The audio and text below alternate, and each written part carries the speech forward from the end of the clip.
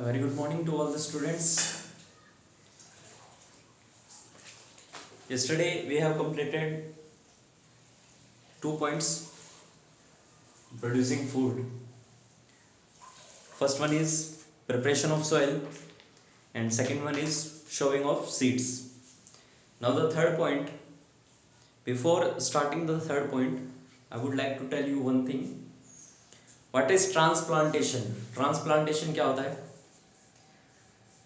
देखो कई बार क्या होता है कि डायरेक्ट हम फील्ड्स में बीज नहीं बो सकते हैं, उसके लिए हमें क्या चाहिए होता है, उसको पहले नर्सरी में ट्रांसप्लांट किया जाता है, यानी कि पहले नर्सरीज में उगाया जाता है, उसके बाद वहाँ से उनको फील्ड्स में, एग्रीकल्चर फील्ड्स में लगाया जाता है।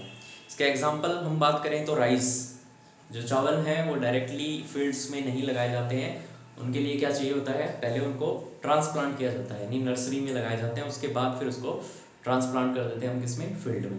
तो ट्रांसप्लांटेशन क्या है, हम कह सकते हैं the seedlings are transferred to the field from nursery to the field, this is called transplantation. Okay, now the third point, uses of manure and fertiliser. First point हमने पढ़ा था preparation of soil, second sowing of seed. अब बीज बो दिए, अब उसके बाद क्या करना है, manure and fertilisers, have to use manure and fertiliser.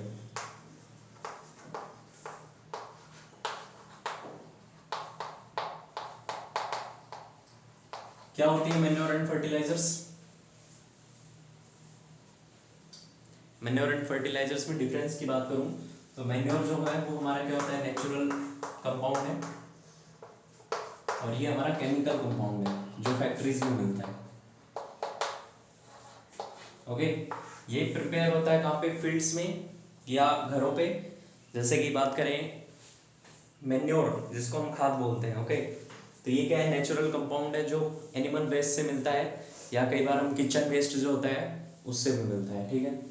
Fertiliser की बात करें, फर्टिलाइजर्स जो हैं फैक्ट्रीज में प्रिपेयर्ड होते हैं, मैन मेड हैं और ये केमिकल्स के थ्रू प्रिपेयर किए जाते हैं। तो बात करें इन दोनों की, वैसे डीपली तुम्हारे दिया नहीं गया बट मैं बताता हूँ, नेचुरल और केमिकल दोनों में डिफरेंस क्या है। मैन्योर जो है वो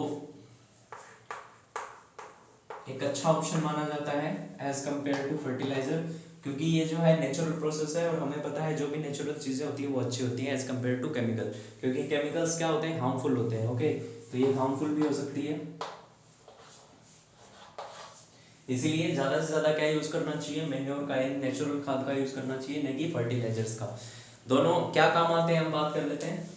जब हम प्लांट्स को जमीन में बोते हैं तो क्या होता है कि उनको न्यूट्रिशन चाहिए होते हैं, जैसे हमें भी विटामिन एंड मिनरल्स की जरूरत होती है, तो उनको भी क्या है, न्यूट्रिशन की जरूरत होती है। और न्यूट्रिशंस कहाँ से मिलते हैं उनको, मैन्योर एंड फर्टिलाइजर से मिलते हैं, ठीक है। डिफरेंस बस ये है, नेचुरल है और ये केमिकल है, तो इसीलिए इसको थोड़े से प्रोटेक्शन के साथ या केयर के साथ डाला जाता है। अगर एक्सेस अमाउंट में हमने फर्टिलाइजर्स डाल दिए तो धीरे धीरे क्या होगी, जो जमीन की क्षमता है क्रॉप उगाने की वो कम होती जाएगी, ठीक है, यानी ये नुकसान करती है अगर लॉन्ग टाइम हम यूज कर रहे हैं, वो भी एक्सेस में अगर यूज कर रहे हैं, जबकि इसके साथ ऐसा कुछ नहीं है, ये एक अच्छा ऑप्शन माना जाता है।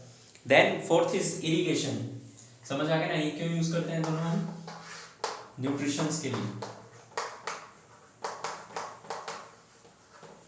ठीक है। प्लांट्स को जो न्यूट्रिशन चाहिए, जैसे कि बात करें फॉस्फोरस है, ठीक है, नाइट्रोजन है, ये सब क्या है, प्लांट्स को चाहिए होते हैं। Then coming to the next topic, that means fourth point, fourth activity क्या हो गई, इरिगेशन।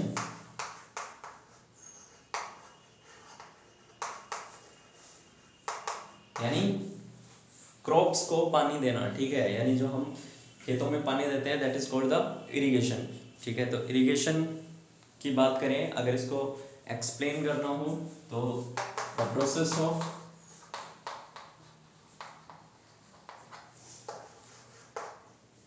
ऑफ गिविंग या प्रोवाइडिंग वाटर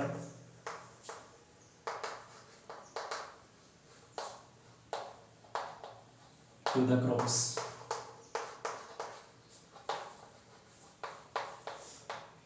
ठीक है, ये इरिगेशन कहलाएगा। अब बात कर लेते हैं टाइप्स किसकी। सबसे पहले है furrow irrigation. First one is furrow irrigation, FURROW। Furrow irrigation में क्या होता है? In furrow irrigation, the fields are made into a number of ridges and furrows. Crops are raised in the ridges and irrigation is carried out in the furrows. देखो furrows में क्या होते हैं हमारे पास इस तरीके से,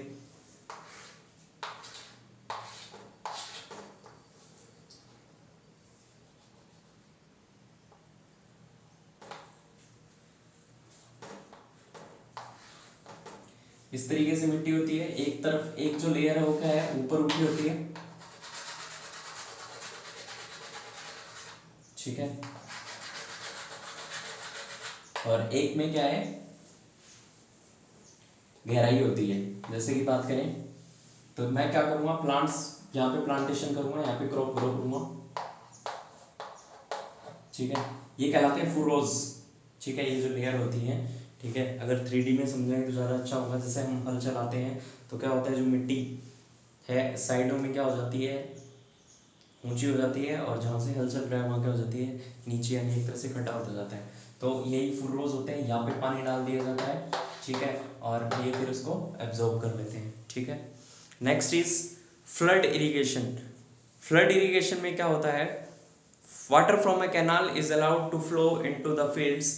The water slowly spread over the fields depending upon the slope of the land. This method is used only in place where a lot of water is available. Flood irrigation में क्या होता है, ये सेकंड पॉइंट है।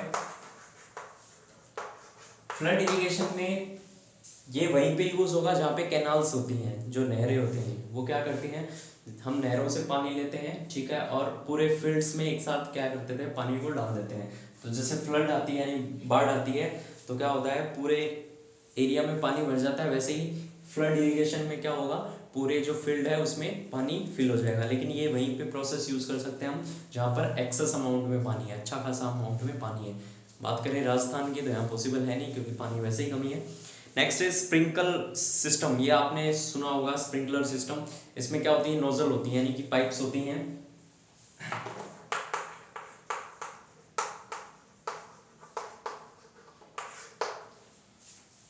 ठीक है। Sprinkler में क्या होती है, इस तरीके से पाइप्स होती हैं, और यहाँ पे उनके फव्वारा टाइप में लगा होता है, वो घूमता है और ऐसे पानी इसमें छोड़ता रहता है, दूर दूर तक पानी स्प्रेड करता है। इस तरीके से घूमता रहता है, तो रोटेशन के साथ पूरे फील्ड में क्या कर देता है, पानी को थोड़ी थोड़ी अमाउंट में स्प्रिंकल कर देता है, छिड़क देता है। In sprinkler irrigation water is spread on standing crops in the form of artificial rain. यानी एक तरह से हम कह सकते हैं ये क्या काम कर रहा है, आर्टिफिशियल रेन का, क्योंकि रेन जब आती है तो वो भी बूंदों के साथ आती है, ठीक है। सेम इसमें स्प्रिंकलर में क्या होता है, वो भी छिड़काव होता है बूंदों का, जो डायरेक्ट किस पे, क्रॉप पे गिरती है। ओके, तो ये है स्प्रिंकलर सिस्टम। तो हमारा इरिगेशन तक का कंप्लीट हो गया है। So what you have to do is, दोनों टॉपिक आपको अच्छे से पढ़ लेने हैं और प्रिपेयर कर लेने हैं। ओके, बाकी नेक्स्ट कल करेंगे। Thank you.